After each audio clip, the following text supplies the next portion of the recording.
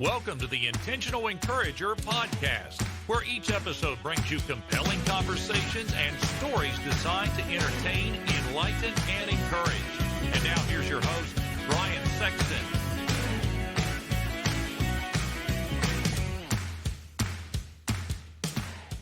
Hey everybody, Brian Sexton. You know what's really important to me when I do business with a company is trust and transparency. I've been telling you now for a good while about my buddy Damon Burton and his company, SEO National, because trust and transparency are just as important to them. You know, for the last 15 years, in the search engine optimization space, they have been leading the way and serving people tremendously well. Now, for those of you that don't know what SEO is, it stands for search engine optimization. It helps you show up higher on Google searches so that folks that are looking for what you have find you quicker. And you know what's really encouraging? More revenue, more sales, growing your business. Do me a favor, get in touch with Damon and his team today at SEO National at 855-736-6285 or go to SEOnational.com and get your free quote and tell them you heard it on the Intentional Encourager podcast. I hope you're ready, because here comes a dynamite conversation on the Intentional Encourager podcast. And welcome into the Intentional Encourager podcast. I'm your host, Brian Sexton. Thank you for joining us again today. I'm going to the Wayback Machine personally. This guy that I've got on with me today, he is an educator, a career educator, and an author. He's the author of the book, No Teacher Left Burned Out. And I love that title. But most importantly, John and I went to high school together. He was 2 years behind me. I was in the class of 1990 at South Point High School, and John was in the class of 1992 at South Point High School. He was a great athlete, a basketball player. I barely made the baseball team in high school. This guy was an athlete, though. And it's an honor to welcome an old friend, John Maynard, to the Intentional Encourager podcast. John, how you doing today? Hey, I'm doing great. It's good to see you, Brian. It's good to see you, John. I tell you what, man, I look back at those days, and I'll start here. I look back at those days fondly because we grew up in a little town in Southern Ohio. And I was telling somebody the other day, I grew up in Burlington. You grew up in South Point. I was in Burlington as well. Yeah, you were in Burlington as well. I forgot about that. That's right. Yeah. I forgot about that. Thank you for correcting me. The little town we grew up in, I was telling somebody last week, I did not realize how much history we grew up around and had no idea. You and I have a mutual friend, Chris Saunders. I'm going to have Chris on the Intentional Encourager podcast because Chris has done a lot to bring that history to the forefront. And so I want to start there. When you think about where we grew up and things like that, how has that shaped you growing up where you did? And how has that helped you to make an impact on young people the way you've made an impact? And I'm starting a little bit different, but I feel like I want to start there with you. How is that where we grew up shaped the way you impact young people today? Well, they say the Maynards invaded Lawrence County in the 70s. we came out of Logan County, and of course we were coal miners, and we're a little bit of trouble. Burlington, of course, was the part I lived in was called the Cabbage Patch, and the homes were cheap. And when I say cheap, I mean they were inexpensive, and they were, many of them were broken down, but the people tried their best to take care of what they had. And of course, we had, one of the only communities with diversity in Southern Ohio. And so I grew up around, African-American children, just like you did. And, Hispanic families would move in, Spanish speakers. But we had that diversity, and we didn't really have any sort of conflict over it because we all were in the same place. We all had the same issues with having food. A lot of us were on public assistance. My father was disabled, could not read or write. We did not take public assistance. He worked with his hands. So whatever he could do to make money, he did. It might be digging a ditch or cutting grass. And my mom was actually fairly intelligent. She had went to school later in her life, and she was able to become a secretary. And between those two incomes, we was able to make it. Mm-hmm. I never went without food. I mean, there was sometimes the electric was cut off. Yeah.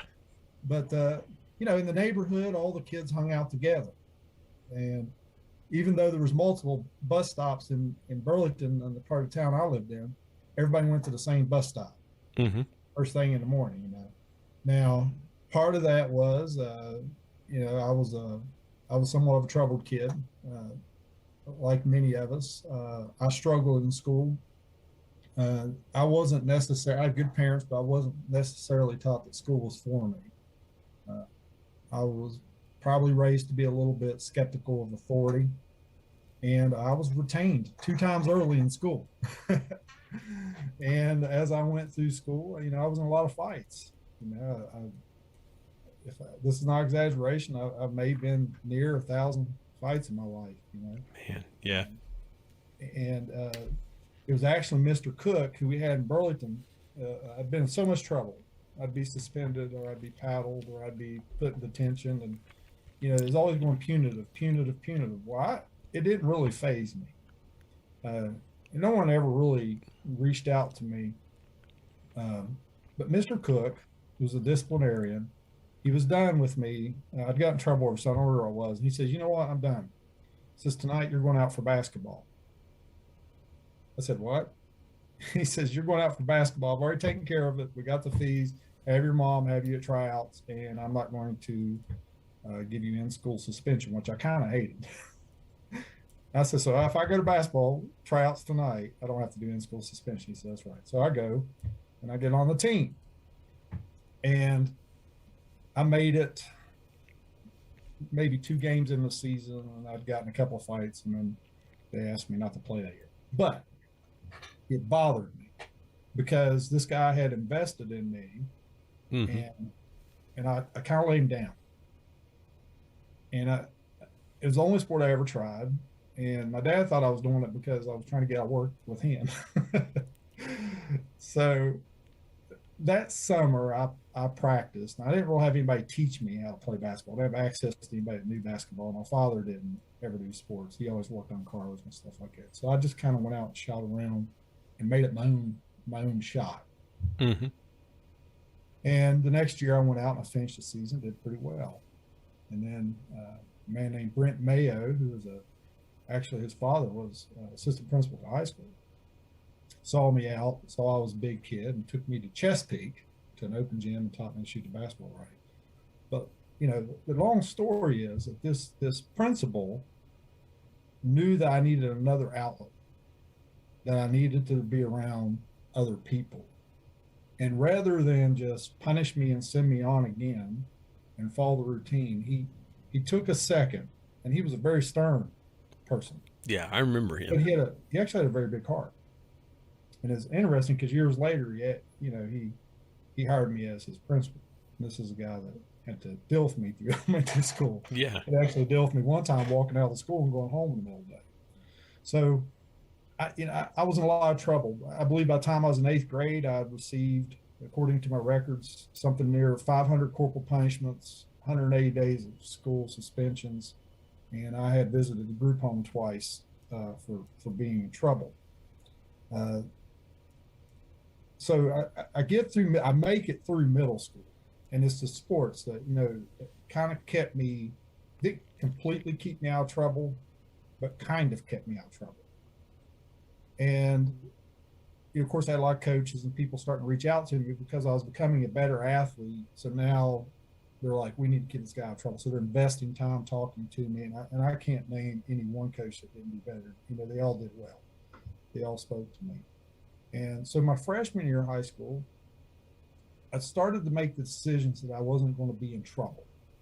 Because first of all, the coaches said, if you get in trouble, you're off the team. Mm-hmm. We had Coach Huckabee had come in, and Coach Smith, which was our football coach later, was Coach Schrickle. And then Randy Smith was a tremendous man. His brother, Rusty Smith, coached me in track, and all very positive people, always reaching out to me. Well, the thing I remember about Huck is Huck came in our senior year, 1990. You were a sophomore. And what I remember about Huck was Huck was he had come from Marshall. Mm-hmm. He wanted to stay in the area because he had two boys, Ricky and Andy. Ricky was a year behind you. He was in my sister's class in '93. Right. And then Andy was a couple years behind. He wanted to stay in Huntington. And he had gone through a situation where had his first losing season, and he was like 15-15, and they got rid of him. And at the time, the superintendent of our school system, George York, made a pretty bold move and made Huck one of the highest paid administrators in the school system. Mm-hmm. And so Huck came in. I thought I might play basketball my senior year until I went to a couple open gyms, and a guy well, a guy named Mark Perky, kind of took me to school. Yeah. And Huck told me, Huck was like, well, because I knew myself and a guy well, Marvin Lane.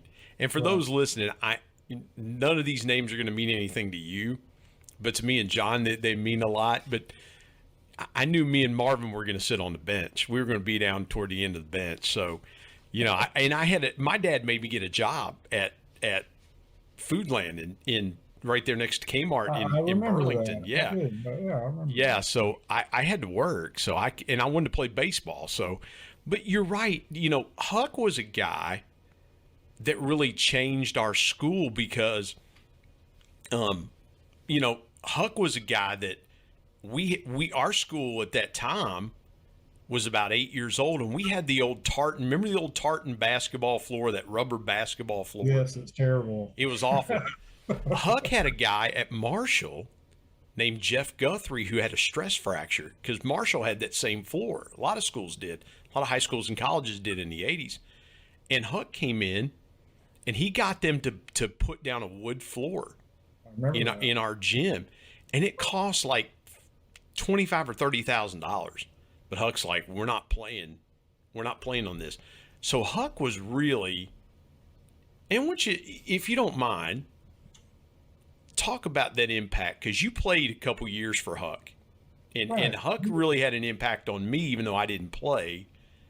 Well, he came in. Yeah, go ahead. Coach Huckabee came in, and he was larger than life. He had these amazing suits, and and he was very very vocal. He could give amazing speeches. And the first thing he'd tell you is that, I never really played basketball, but I understand people, and I understand how to coach basketball. And he focused, of course, I've had many great coaches that taught me skill, but Coach Huckabee actually focused on you as a person, and he respected you as a person. And he knew I was a tough kid, and he challenged me on it. He explained to me, yes, John, I'm trying to get you upset, because if I can get you upset, that shows me you can't handle the stress on the court. You can't handle the stress in life. So everything he did was to reach back to say, okay, this is not just about basketball, guys. This is about life. And one of the big impacts he had on me, this sounds silly, was he was the first person to ever get me to wear a suit. I still wear them every day.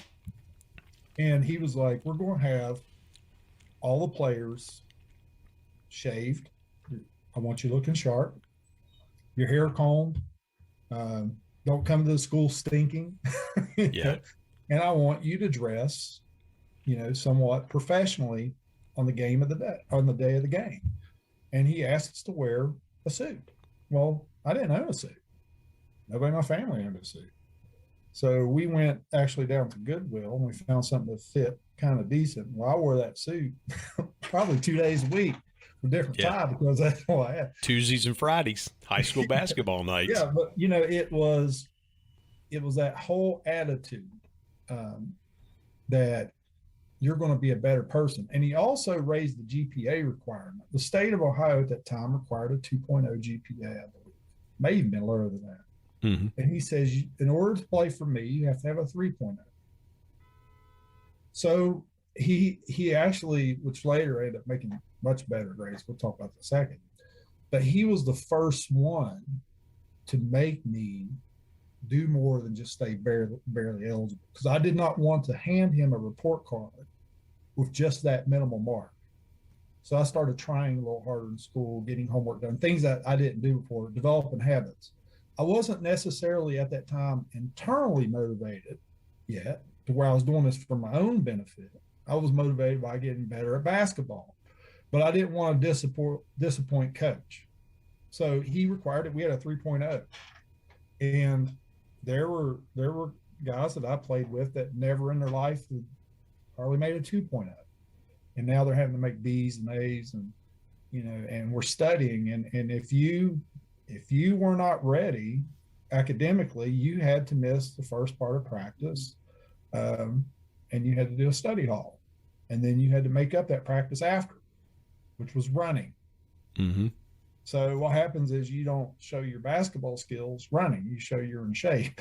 So you end up sitting the bench because you did not get to execute the drills and the plays and things. So Coach Huckabee had a huge impact on that whole school, and I think all the young men.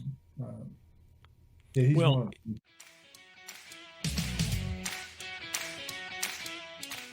Hey everybody, Brian Sexton here. The new year is upon us, and you may be sitting there thinking, hey, I would really love to pay off some debt, or I would like to save for that dream vacation. Maybe you want to buy a new car. Whatever it is you want to do financially in the coming year, let me give you a great piece of intentional encouragement and something to think about that might help you do it. Products for Profit. Now, this is a course taught by my good friend Joe Hart, who's been a guest on the Intentional Encourager podcast and has told his story how reselling changed his life. And you know what, folks? It could do the same thing for you too. It's really simple. Reselling is basically buying a product and then reselling it online for more money. And Joe is going to take you through the steps and show you how to do this either part-time or maybe, as some of his students have done, take this full-time as well. Go to coachjoe89.gumroad.com/L/premium PFP. And oh, by the way, this group is going to help you find leads of products that are profitable right now, give you all kinds of great intentional encouragement, and you're going to be surrounded by a community of people that are going to want to see you be successful in the reselling game. Again, go to coachjoe89.gumroad.com/L/premium PFP and tell him you heard about it on the Intentional Encourager podcast. And now let's get back to more great conversation here on the Intentional Encourager podcast.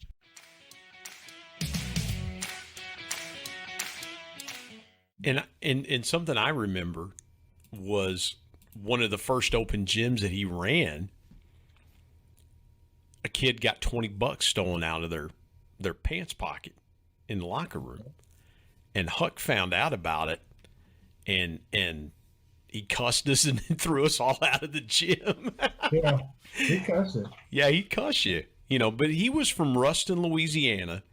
He was an assistant coach at Louisiana State under Dale Brown, legendary Coach Dale Brown, and then came to Marshall, and then came to our school. But you're right. What I remember about Huck was I didn't play basketball. I was the sports editor of our school paper. But Huck would let me just sit in his office and just talk and pick his brain about a lot of stuff. And that's what I remember. And the reason I wanted to start there, John, is because education, and I love where you led us so beautifully in the conversation. The impact of education then is still impacting you today in your late 40s and what you're trying to do now with helping kids. Let's talk about the last couple of years, though. This has been a real challenge for a lot of educators in the last couple of years around COVID, especially when, we were going, and my son is a junior at Marshall, and he was having all kinds of difficulties because he's used to in-person learning, does very well in in-person learning, and now it's all virtual. What were some of the challenges you were facing as an educator, an administrator in education around the pandemic, and what was a lesson that you took from it that you learned that you'll carry with you? Because it feels like we're out of this thing. It feels like we're finally over the hump. But what's one lesson that you'll carry forward throughout the rest of your career? Well, it seems complicated to some people try to figure out, where this all go. What did we do? What did we actually do with children? I like to equate it to, I was always told you never really know what a person's like until you're in a fight. And when you're in a fight, you have to You have people who react, you have people who just freeze, and you have people who run. And I've always been one of those people that, I'm going toward the fight. And I felt like this was the first. I mean, we're always challenged in our career, especially the places that I work. I'm battling illiteracy, and I'm battling poverty everywhere I go. The lessons we teach and the motivation we give the kids will help them overcome those things. Well, this was another fight. This was a big fight. And there for a while, you had no choice. You had to go home. The school had to shut down. And that happened really kind of abruptly. And in this situation, I managed preschools.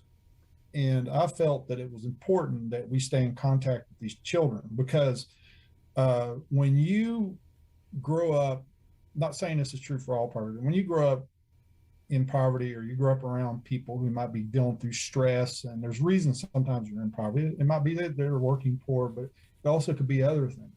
And you're in that stressful environment, and maybe those people aren't getting to work now. They got sent home without checks. Mm-hmm. They had to wait for the government to start getting. And those kids are back in some of these environments that we know they come from. Maybe their parents are dealing with some sort of dependency. There could be a domestic issue, and they're there all day now. And we were their one place of safety. I wanted to make sure that we still reached out to those kids. And so I talked to the teachers, what can we do? So as quickly as we could, we prepared packets for them to go. We made phone calls to talk to them. Class was not only about learning your ABCs, but it was about just having a conversation with the kid and the parent. Mm-hmm. Because the parents were now becoming the quasi-teachers, and they were trying to do things that, they think they're doing the right thing. But it was very, very difficult for children because they didn't have that everyday contact. They didn't have that everyday lunch. They didn't have peers to look at. One of the things that really scares me is, have you ever heard of the blank face study? Mm-hmm. Okay, in the blank face study, they have a baby and it's interacting with the mom, and the mom goes blank face, and it creates anxiety in the baby, right? Well, we found that children that stare at iPads all day are basically having the same reaction as a baby in the blank face study. So we had kids at home that were learning social skills from devices, watching YouTube, playing video games, not interacting with other people. Well, everything that you do at an early age, and even older age, you have these neural pathways that you develop. Your social emotional pathways come from interacting with people. When do I smile? When do I laugh? When do I get excited? Well, John, that's a good point, and forgive me for jumping in there, but you're bringing up something really powerful there, and it's you. I love what you just said there. Learning social skills from devices, and a lot of adults are falling into that same pattern as well, because we've forgotten, and I've said this on this podcast before, and I'll say it again in this conversation, we have forgotten how to have a civil discourse between two people, whether they agree or they disagree, and especially if they disagree. We've almost kind of become, and forgive me for using this analogy, but we've almost become like two monkeys just throwing poop at each other. And it's become, that's why social media has become, in some respects, the cesspool that it's become, is because we're learning social skills from watching people rant about things that they have no business ranting about, or calling someone out when they really have no business calling them out publicly and things like that. When you talk about learning social skills from devices, when you're checking in with those kids, how important was it? What was some of the, let me ask it this way.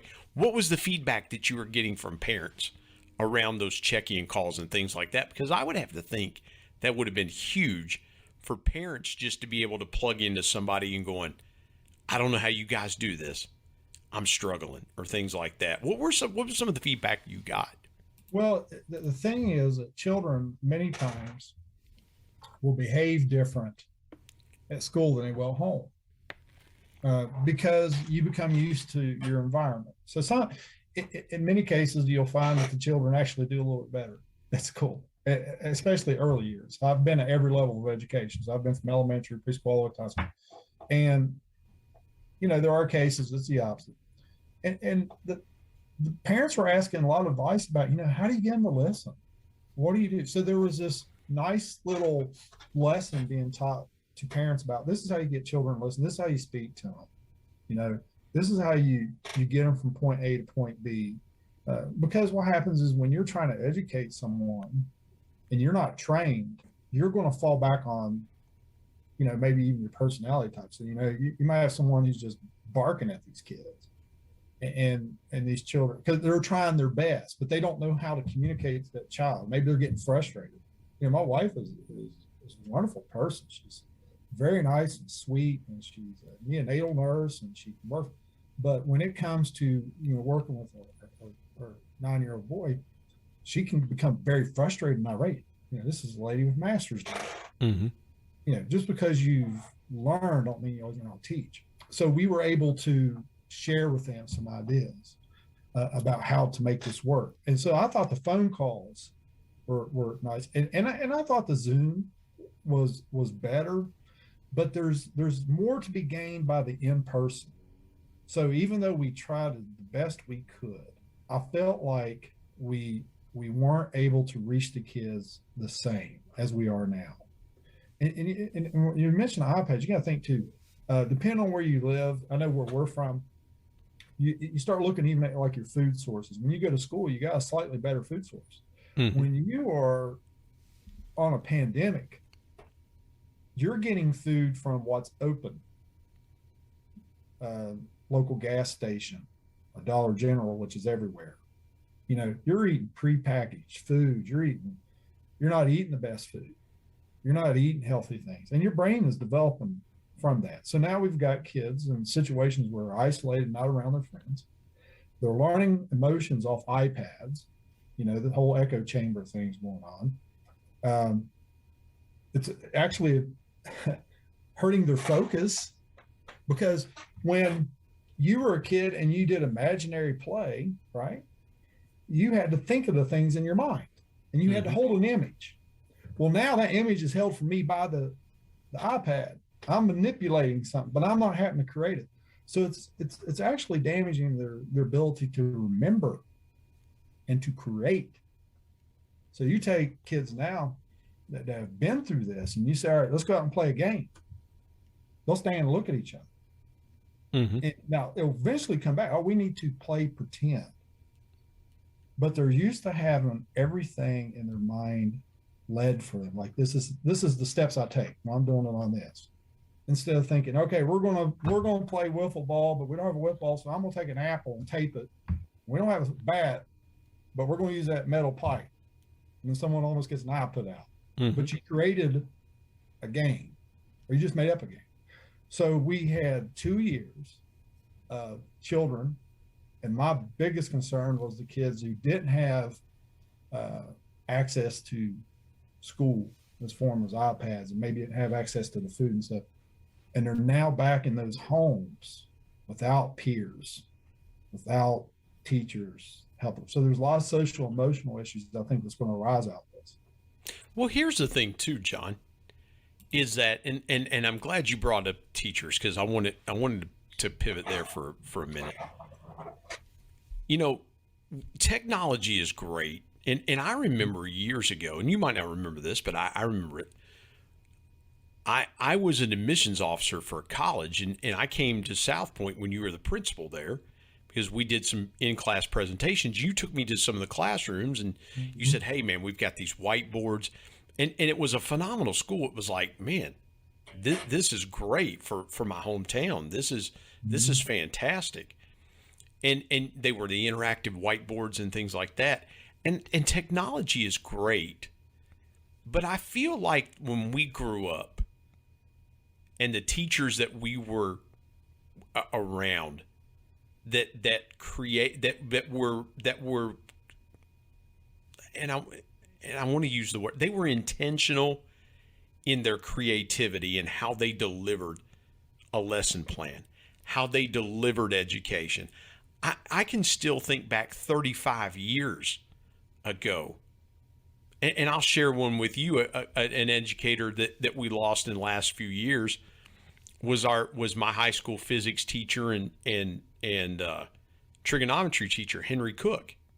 Yes. Excellent. And Henry, I remember my senior year, we pulled our catcher Mike Walden out, a guy you played basketball with. Mm-hmm. And Mr. Cook said he called me by my childhood nickname. He said, Bucky, he said, we're going to demonstrate the Bernoulli principle. And he said, you're going to go throw curveballs to Mike in the gym. And but again, it took that creativity. Yeah. And Mr. Cook was all of 5'6". Yeah. But now as I look back, he was a giant of a man to me as far as the impact that he had on me. How do educators today, with all the technology advantages that exist today, how do educators continue to make that kind of impact that lasts 10, 15, 20, 25, 30 years? How do teachers do that today with seemingly far more challenges in reaching students and impacting students today? Well, to get to that, I'm going to tell you a story about how I changed. What made me become a teacher? And it's a teacher we had. It's Rob Willard. I was in Rob Willard's class by accident. I thought I was signed up for an advanced English class. So the very first thing I did was I was like, Mr. Willard, nothing against you, but I have to stay eligible. So I'm going to drop this class. He says, you're not dropping the class. I was like, I have 3 days. So I'm going to drop the class. So I go down to the counselor, says, you can't drop the class. Mr. Willard won't let you. I didn't even know this guy. Mm-hmm. And I thought, well, so I'm going to go. Well, you know, he was kind and he was funny and he was very creative and he put us in group work, which was a nightmare for me to do. And one day he was doing this quiz, and he says you get extra credit points for every one of these questions you answer right. So I'm full of useless information. I know that. And I start answering all these questions right. And he goes, John, come here. I want to talk to you. He says, tonight we have quiz bowl practice after school. I want you there. So Mr. Wheeler, I said, don't make fun of me, man. You know, I'm John Math. He says, no, you just answered all the questions that people missed last night. So I'm there with some of the very bright students we have in the school.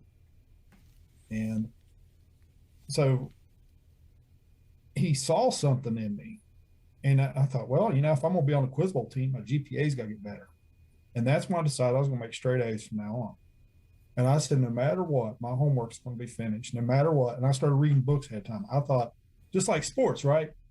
You know, I was like, well, if I want to be on the quiz bowl team, I can't have this guy having 4.9 and I'm having a 2.9. You know? Hey, I was on the quiz bowl team. I was the dumb guy on the quiz bowl team. I was the current events and sports guy on the quiz bowl team. You know, you gotta have one guy on the team, John, that brings up the rear, and that was your boy here. I brought up the rear. He made me answer, like all the answers came through me. I was the fastest on the buzzer, so I would screen all the answers. So I was the leader of the group. And we went undefeated, and it was a great event. Well, he also, in that time of teaching, he got me in scores competition. He had me tested for this new thing. And I remember going home. I said, Dad, they need you to sign this paper. My dad couldn't write. I didn't realize it, but he'd always have my mom sign stuff. And he says, what is it? And he said, I don't know, something called tag. They're going to create this tag thing. They want me to take this test. So I took this test, and I ended up, testing gifted. This is Mr. Willard doing all this stuff.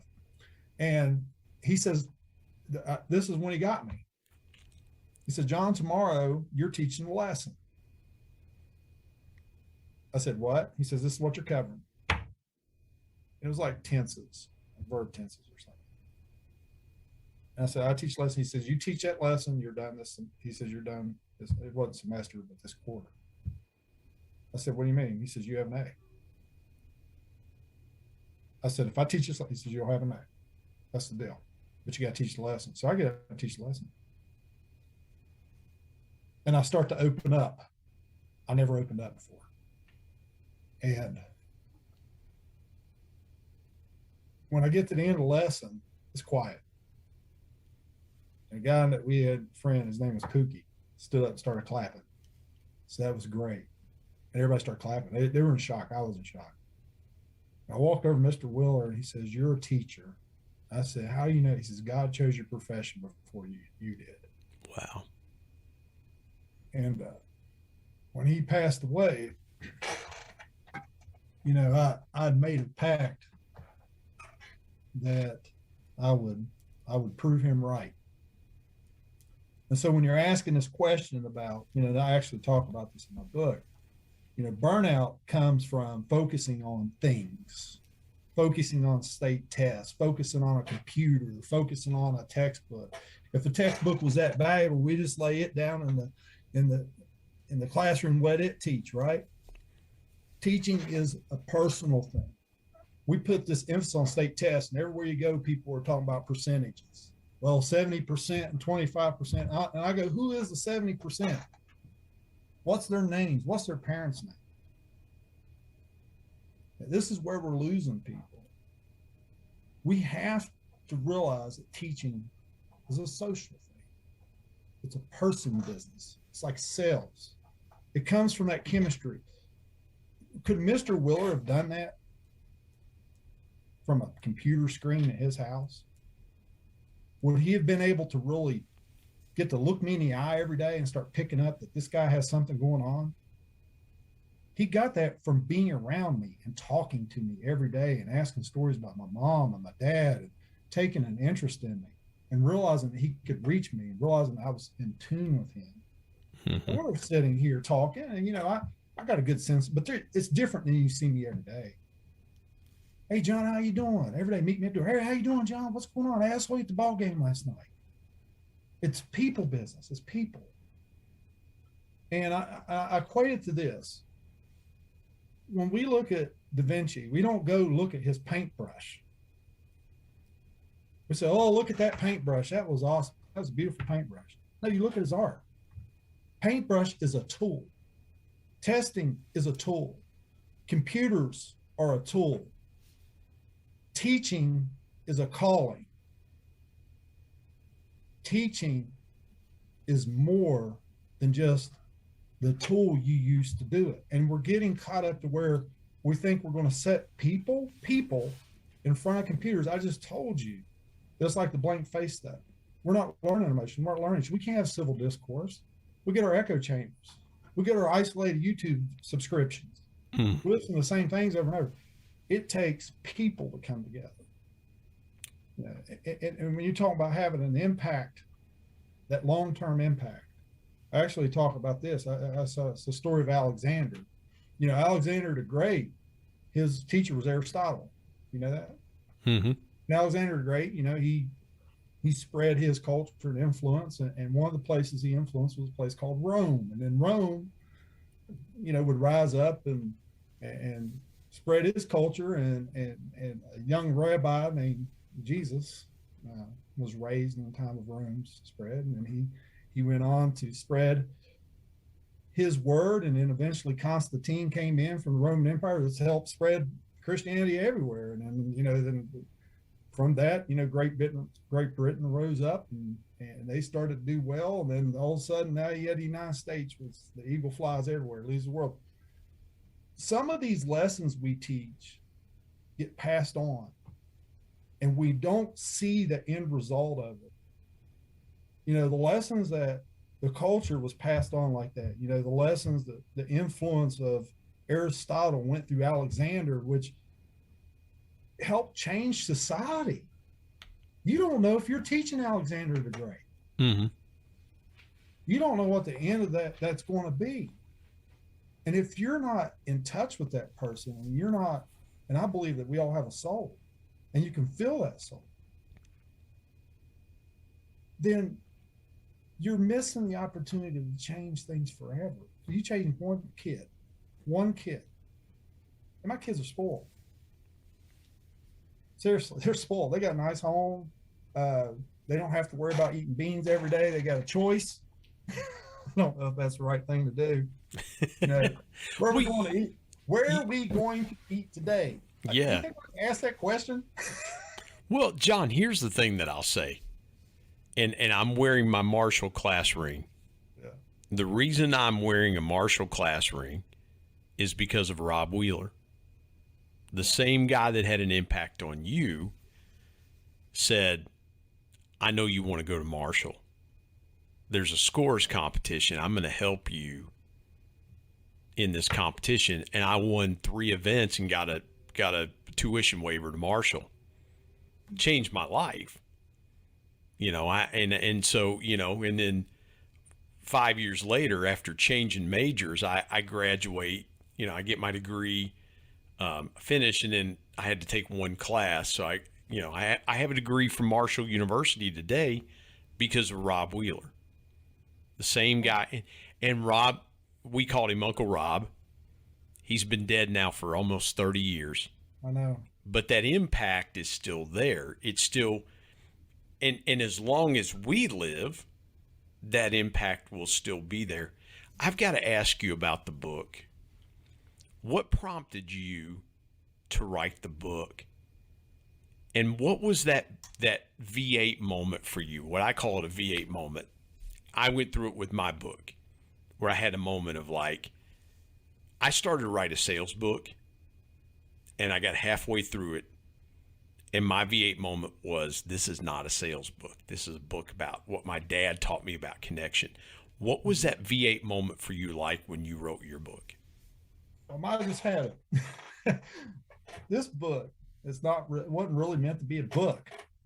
I was doing workshops at High University, and I do this thing called Country Boys, where we looked at young men going through poverty, and then I collaborated with PBS to have these boys that was in a documentary called Country Boys come share their story with my class. And we talked about what might be considered the culture of poverty, how things are in common. Someone who might be living inner city Detroit poverty has the same things in common with someone from Appalachia. It's all about haves and have-nots, et cetera. Well, through this discussion, everyone kept they just wanted to keep talking about, well, we got this, new mandate, state test, no child left behind, no matter, the Rob Wheeler story. Rob Wheeler, that year on the state test, I probably would have done pretty bad. I wasn't prepared. He motivated me to do better in the future. But that year, I might have made him look like a bad teacher. Mm-hmm.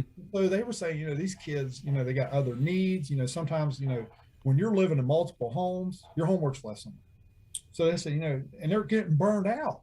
So I start explaining and talking to them, this is what causes you getting too focused here. You're losing your balance. You're forgetting about your calling. And I thought, what?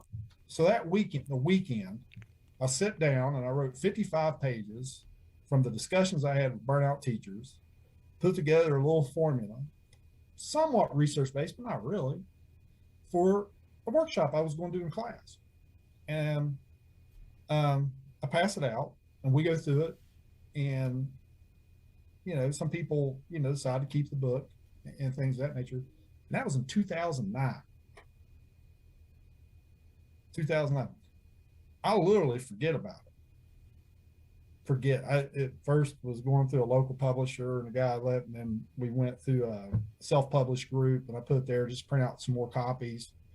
And at some point they put it on Amazon and started selling. So someone out there found this and run it.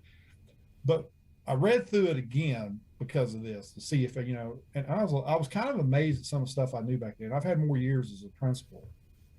But what really struck me was the amount of time at that time I really spent talking about how God had an impact on what we do. And it really hit me in the face. That's what I talk about now. And if I have time, I'd like to actually go back in and do some different things in it, edit, because you learn more, right? And people become burnout because they did not get in the teaching to do paperwork. I'm not attacking paperwork. Paperwork's a necessary thing. Mm-hmm. But listen, people that just focus on paperwork, testing and stuff, I say, it's like when I die, and they read my obituary. So here lies John Maynard. He's a great principal. He had the best bar graphs we ever saw. His reports were on time. Yeah. He did a great job checking the dress code. That's not my impact, but we get lost in that. And with mandates coming, people look at school and they think it's like a factory. This isn't a factory. We can't mass produce the same student. Everyone's different. God has given them a soul. God has given them intuition. They have different interests. It's like if I pump enough math and reading in you and I stay away from the other subjects, all of a sudden I'm going to create all these math reading people. No. So I'm one of those people that believe that, teachers got into this because they want to help people discover their gifts. Well,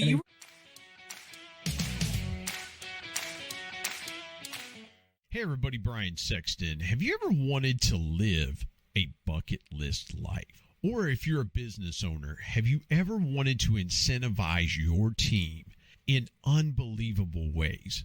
I have got just the thing for you. You need to contact my friend Brad Norwood with Dream It Pro Professional Events.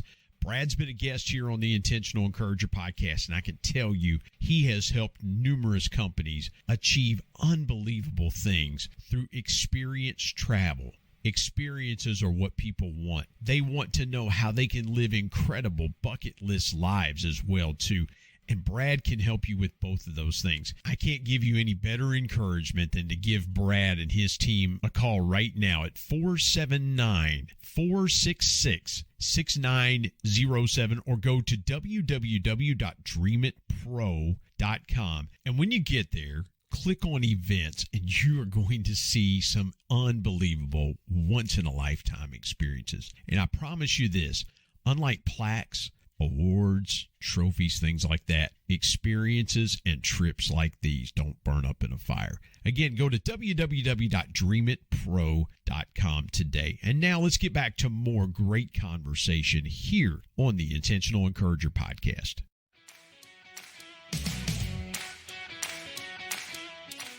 I totally care. John, you were talking earlier. Forgive me for jumping in there. You talked earlier about the drills that Coach Huck put you guys through. Mm-hmm. Whether you were a big man or you were a guard or you played on the wing, everybody did the same drill. Mm-hmm. Because it would be dumb to say, okay, we're gonna take you and Randall and Perky, and we're gonna put you guys off to the side, and all you're gonna do is just throw the ball off the glass the whole time. And we're gonna take Todd and Brian and Mike and Marvin and other guys, and we're gonna take them and put them over here. And we're gonna take these other guys and we're gonna put them over here. It would be dumb to do that for a whole practice, because then you don't get the competition. You don't get the other, you want to take the big guys through ball handling drills. Right. You may need your big guy to come outside and handle the ball in certain situations. You want your guards, even your little guys, you want your guards to do rebounding drills. Right. Because they may need to go inside and do rebounding drills. And what you just said is so key there, because we're trying to pump out a certain level of test score instead of saying, well, John, you communicate really well. And maybe, Brian, you're more of a strategic thinker. I want to do things that pull those gifts out, instead of saying, well, Brian, you and John got to be just alike. Mm-hmm. You're in the same grade, you're the same class. You guys got to be just alike. So you're just How do we education? Right. How do we change that thinking in education to make it that? Yeah, go ahead. Something that I was looking at, when I was working my doctorate, this would be my thesis, would be looking at time. This is somewhat anecdotal, and this is me looking at the history of education, how things work. But you look at the time of the greatest innovation we've had, And what I did was I look at, during the Industrial Revolution, or during the Renaissance period, for instance, my favorite time. And you start looking at how society moved forward, the innovation happened. We're always talking about we want innovation. There's a gentleman wrote a book a few years ago called The World is Flat. And one of the things that he said was, would be worth more money was ideas and innovation. Mm-hmm. Okay, so it was during a time that we taught the whole student. Now, I'm going to put this in sports terms for people to understand this. The way we approach education right now is we're so focused on testing that it would be like just going out and trying to play the football game every day and not running all the different drills, not learning all the different parts. It's like you go to them, you say, well, we're not going to do weightlifting for football. Would you say that? No. Mm-mm. So you got to develop the whole athlete. You got to develop their mind. You got to develop their body. Well, the brain is just like that. For instance, handwriting, cursive handwriting. I had a huge debate about this. We're going to eliminate cursive handwriting. And I said, well, you're basically saying you would eliminate algebra too. What's the argument for algebra? Algebra develops critical thinking. It helps you solve problems. It's a development from, it's just like lifting weights for football, right? Mm-hmm. You go around now and people say, well, I'm not using algebra now. I say, well, no, maybe not the algebraic equations, but depending on your field. But the way of thinking is there. You develop that mind. So when you do cursive handwriting, you're activating the creative side and the analytical side of your brain at the same time. So you're having to learn how to create these new letters, but you also, it's letters and it's analyzing, and it's a lot of things going on in the brain. It's firing on all levels. Well, if you want creative thinkers who are also analytical, why wouldn't you have art? Why wouldn't you have music? Why wouldn't you promote those? Yes, you could be very successful at music. And they go, well, they're not going to be a musician. Well, maybe not, but that's where their brain is. And the research shows that people that are in band do better at math. Yeah. It's about developing the whole brain and the whole person. And I think that's what you're discussing when you talk about basketball. But we've tried to focus on certain things. And good teachers, I don't want to say just good teachers, but most teachers that are out there know in their heart that we're leaving things out, that we're getting in such a hurry to meet standards that we are not getting enough time, or we're not putting enough time into doing what really we need to do. It doesn't matter how much knowledge you set in front of a person. If they're not motivated to do it, it doesn't matter. Otherwise, I could just throw a dictionary at everybody and say, here, you now know the English language. Mm-hmm. Yeah. If you don't pick that dictionary up, take time to learn some of those words, if you don't take time to read a book, if you don't take some excitement about algebra, and it becomes, suffrage for you, you do not learn. We're forgetting that the key to this is to have motivated people. Why was Coach Huckabee such a good coach? We mentioned him earlier. I won't tell you why he's a good coach. It wasn't his understanding and depth of knowledge about basketball. He'll tell you, I didn't play basketball. We ran the same basic plays everyone else did. He taught us the same basic. It was his energy. And he knew I had a temper, and he knew how to make me use that temper in a good way to get rebounds. He knew what Randall needed to work on. He knew, not only from a skill point of view, but a personal point of view. He knew I could not help him if I was in the office in trouble. So he helped me with my discipline. He taught me how to talk to people and not get mad. See, that's where we're getting lost. I think people are starting to see it. You hear things out there about social emotional. You hear people talking about, we need to work with the person. They're trying to figure out, how to deal with kids by not suspending them now, and punitive measures. And so we're getting back to, this maybe is not about just pumping reading and math and science. Yeah, that's right. It's about finding the people and helping them find themselves. And Huck always made us look him in the eye, whether he was teaching or coaching. Every time I had a conversation with him, he always made eye contact with me. Yeah. And that was so huge for me as a young person. I've got to ask you two more questions. And forgive me for going a couple minutes over. I got to ask you a couple more questions. How would John Maynard today mentor a young John Maynard starting in teaching 20, 25 years ago when you got into teaching?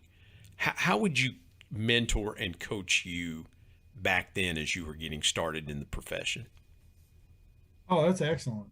That's an excellent question. I would remind myself, or I would, because I have had ups and downs in this. One of the reasons I can talk even better about burnout is, I kind of almost experienced myself. I started having, when you struggle really hard to do something, and like for instance, when I was South High School, I wanted so bad to bring back all school spirit. I wanted everyone to feel successful. I still do.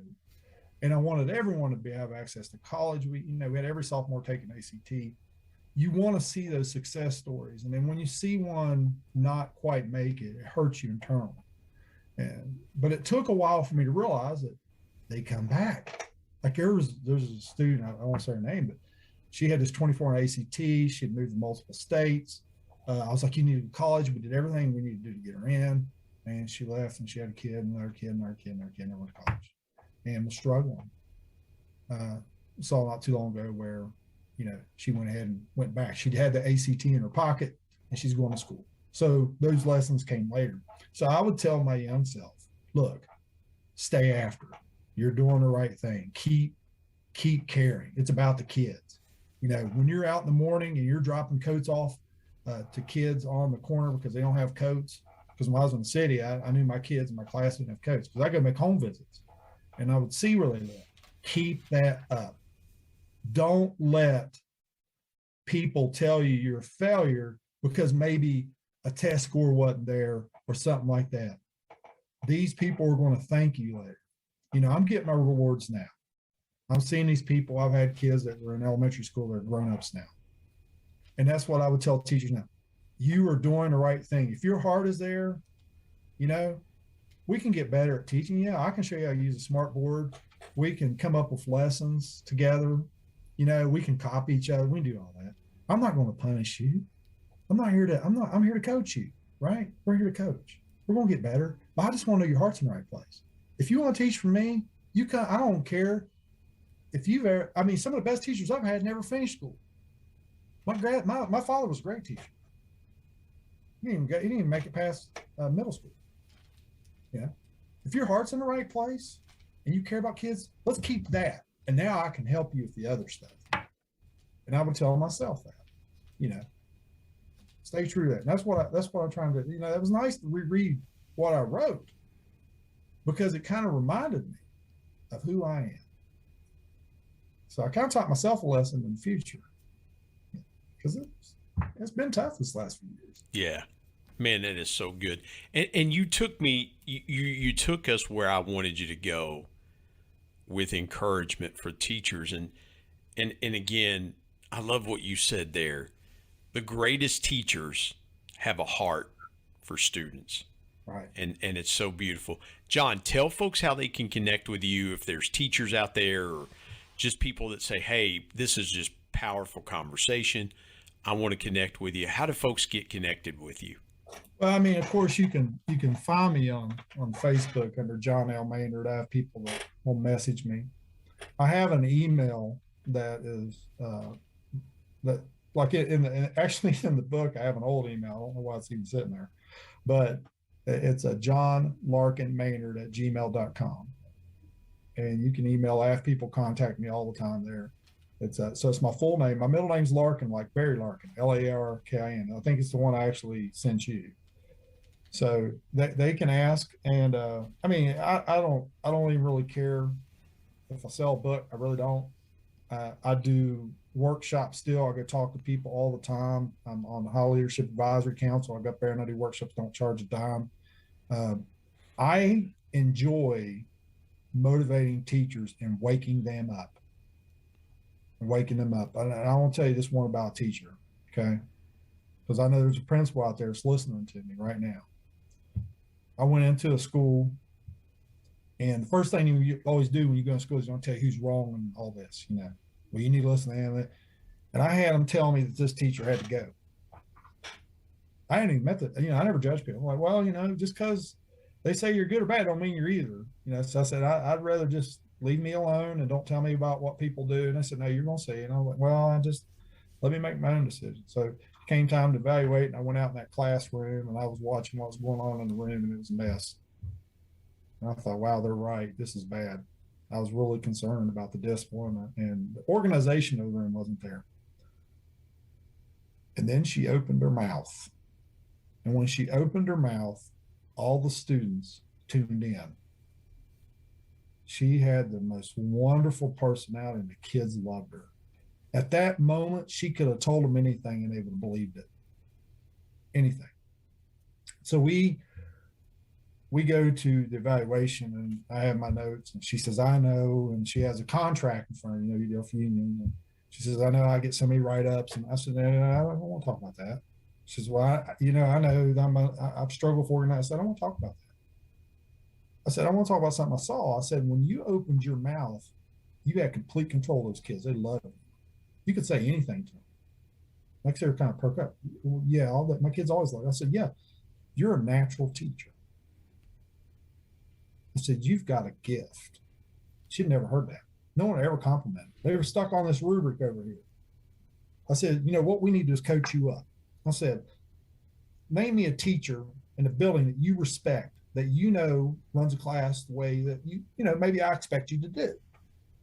She said the name. I said, I'll tell you what, for the next week, I'll take your class and you go hang out for that teacher. You take all the notes you want. And then after a while of practicing, I'll take her class. She'll come visit you. And we'll do that. Mm-hmm. That was her evaluation. I coached her. Took about a year, practice, going in and say, hey, I see you did. Yeah, I put up this card system over here. The kids love it. They're great. They're doing great, aren't you guys? Room's more organized. Things get better. Starts becoming the most preferred teacher. People wanted her. Parents started writing notes. I like to have this teacher. That's a person people were going to count out because they didn't meet what was on the paper, the rubric. It was connecting to the person and bringing that forward. So what I tell principals is, you expect teachers to work with kids who are struggling. You expect them to lift them up to pass your test. Okay, and passing tests are important. You got to have an ACT score. I'm not against tests. That people sometimes think I'm against that. No, tests are important. It's a tool. We have to do well tests. I just had a 5-star here. My schools always do well tests, but the emphasis on the person to get there. Okay, so I'm not saying that, but when we took time to coach her like I would a student who's struggling, and I do what I expect her to do. Mm-hmm. Now I'm the teacher. And a lot of these administrators, and I tell them, you are not doing what you're asking other people to do. It's your job. You're not firing people. It's hard to get teachers. You need to make them better. You need to help them to be better. That's your job. So I believe that part of the reason teachers get burnt out is they don't have anybody supporting them. They don't get coaching. They get left on islands and then judged for what they do. They've had zero help. It'd be like going into a basketball game and no one ever shows you how to dribble. That's what we do to teachers. We hire them. We hand them a scorebook. We give them the keys. We say, there's your classroom. Now go. And then we come in later with a pad, not talking to them, taking notes, giving you a score. You're not effective.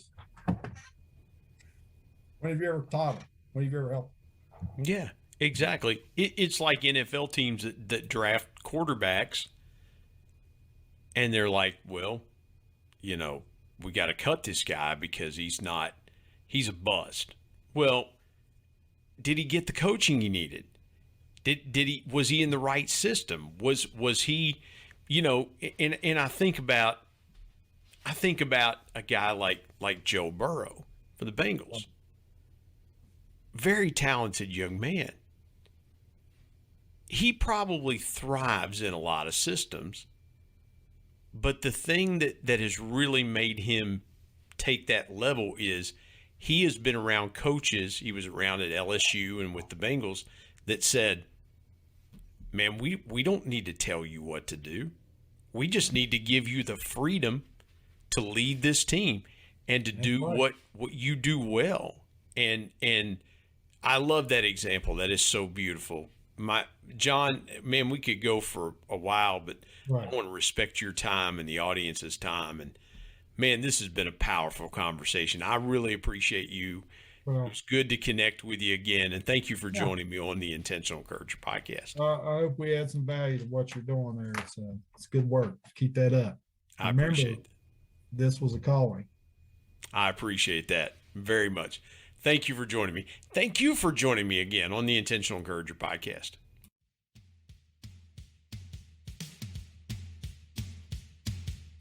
My thanks as always to producer Bryce Sexton and technical advisor Matt Means. And of course, the ultimate thanks goes to the Lord Jesus Christ, who provides intentional encouragement every day through his word. If you're not subscribed to the Intentional Encourager podcast, hit the subscribe button wherever you get podcasts so you don't miss an exciting episode where you can get encouraged and stay encouraged. And remember, anyone, anywhere, at any time, any place can be an intentional encourager.